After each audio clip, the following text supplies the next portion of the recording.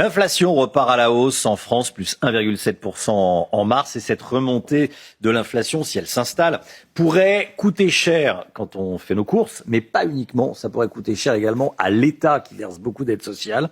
Ça peut fragiliser encore un peu plus les finances sociales, déjà largement dans le rouge, Bérénice de Villefloriot. Et oui, Romain, c'est ce qu'on appelle l'effet ciseau. D'un côté, on a les recettes qui vont augmenter presque tout de suite, puisque si les prix repartent à la hausse, forcément les salaires, le SMIC vont suivre. Donc la sécurité sociale va récupérer un peu plus de cotisations, mais elle va avoir aussi des postes des dépenses qui vont augmenter, notamment les arrêts maladie, parce que je vous rappelle que les indemnités sont calculées à partir du salaire.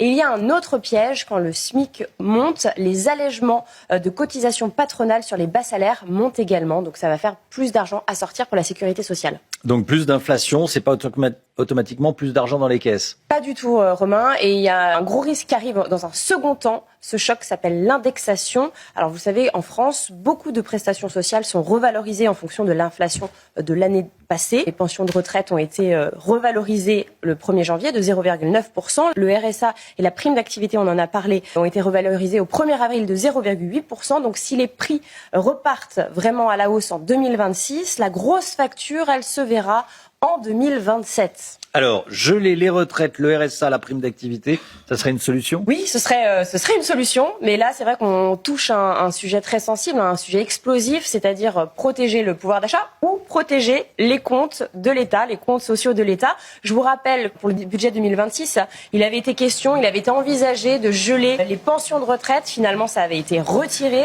Et dans les calculs, justement, de ce budget 2026, on partait sur une inflation de 1,3%, une inflation maîtrisée. Donc là, c'est plus le cas. Donc si la hausse de l'énergie dure, l'inflation va durer, donc il faudra choisir, au bout d'un moment on n'a plus le choix, plus de dettes sociales, des économies ailleurs ou un nouveau bras de fer sur la revalorisation des prestations. Et juste je vous rappelle que les comptes sociaux sont déjà dans le rouge parce qu'il faut vraiment en avoir conscience. Le déficit social en 2025 seulement était de 21,6 milliards et la dette totale a dépassé les 160 milliards, la dette sociale.